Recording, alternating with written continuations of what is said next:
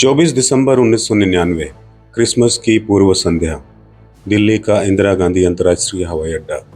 एक सामान्य शाम जहां लोग अपने परिवार के साथ क्रिसमस मनाने की तैयारी में थे। इंडियन एयरलाइंस की फ्लाइट IC-814 जिसमें 176 यात्री और 15 क्रू मेंबर सवार थे, काठमांडू से दिल्ली के लिए उड़ान भरती है। यह सिर्फ एक उड़ान नहीं बल्कि उम्मीदों और सपनों का सफर था। कोई अपने घर लौट रहा था, तो कोई नए साल की छुट्टियां बिताने। लेकिन किसी को नहीं पता था कि ये सामान्य सफर जल्द ही एक भयानक दुस्वप्न में बदलने वाला है। जैसे ही विमान भारतीय वायु सीमा में प्रवेश करता है, एक भयानक चीख गूंजती है। विमान में सवार 5 नकाबपोश हथियारबंद आतंकवादी अपनी जगह से उठ खड़े होते हैं। उनके हाथों में AK-47 और ग्रेनेड थे। उन्होंने कॉकपिट में घुसकर पायलट को धमकाया, यह विमान अब हमारे कब्जे में है। यात्रियों के चेहरे पर खुशी की जगह खौफ ने ले ली। आतंकियों ने पायलट को अमृतसर में उतरने का आदेश दिया।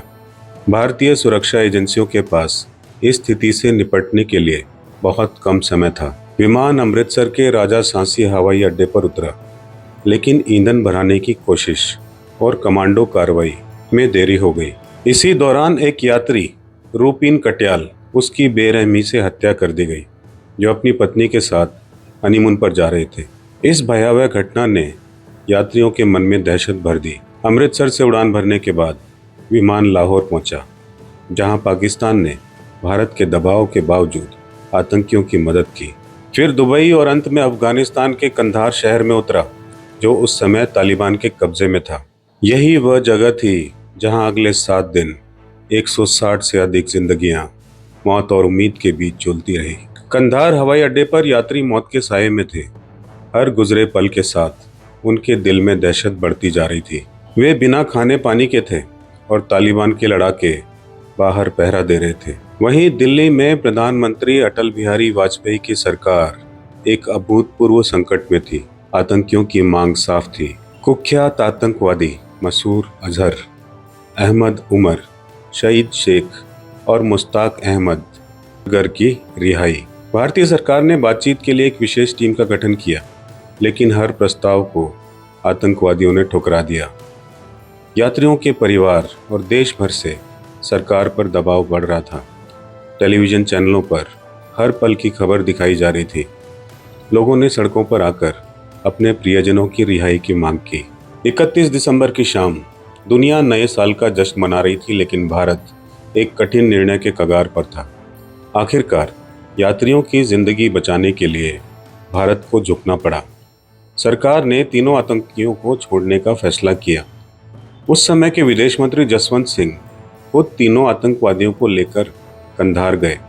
उसी रात यात्रियों को आज़ाद कर दिया गया।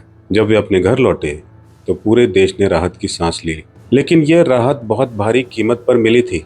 जिन आतंकवादियों को छोड़ा गया, वे आगे चलकर भारत में कई बड़े आतंकी हमलों के मास्टरमाइंड बने। मसूद अजहर जैश-ए-मोहम्मद का सरगना, जिसने 2001 में भारतीय संसद पर हमले और 2019 में पुलवामा अटैक की योजना बनाई।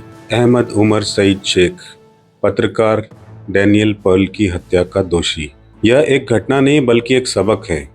IC-814 का अपहरण सिर्फ एक प्लेन हाईजैक नहीं था, यह एक राष्ट्र का कठिन निर्णय था। एक ऐसा फैसला जिसने देश को आतंकवाद के खिलाफ उसकी लड़ाई में एक कड़ा सबक सिखाया। यह घटना हमें याद दिलाती रहेगी हमेशा कि आतंकवाद से लड़ना सिर्फ बंदूक की लड़ाई नहीं, बल्कि एक मजबूत और निर्णायक राजनीतिक इच्छा शक्ति की भी लड़ाई है। इस घटना पर आपके क्या विचार हैं? क्या लगता है आपको भारत के पास उस समय क्या कोई और विकल्प था? कमेंट कीजिएगा और साथ ही साथ सब्सक्राइब कीजिएगा हमारे चैनल को। धन्यवाद।